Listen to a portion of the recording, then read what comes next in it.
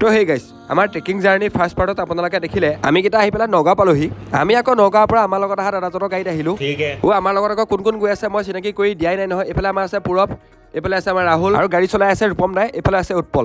আমি সকলোৱে মানে নগাঁৱৰ পৰা ৰূপম দা গাড়ী লৈয়ে আহিলো আৰু আমি গৈ আছো ডিমা হাছাওত থকা বৰ্তমান পুৰা ছ'চিয়েল মিডিয়াত ভাইৰেল ট্ৰেকিং পইণ্ট ট্ৰুমজাং ট্ৰেকিং পিকত গোটেই বাটটো আমি জুবিন দাৰ গান গাই গাই এণ্টাৰটেইনমেণ্ট হৈ পেলাই আমি পাই গ'লোহি ফাইনেলি গাইজ ডিমা হাছাও সুৰংগ পালোহি বাটেদি গৈ থাকোঁতে দেখা পালো এটা প্ৰকাণ্ড জলহস্তীয়ে গা ধুই আছে বাৰু গান গাই গাই আমি পালোহি এতিয়া মাহুৰ বজাৰ ইয়াৰ পৰা আৰু ট্ৰেকিং পইণ্টলৈ বেছি দূৰ নাই ইয়াতে ৰখি আমি অলপ ভাত চাহ কিবা কিবি খাই ললো আৰু অলপ দুটামান কিবা কিবি খোৱা বস্তু লৈ লৈছো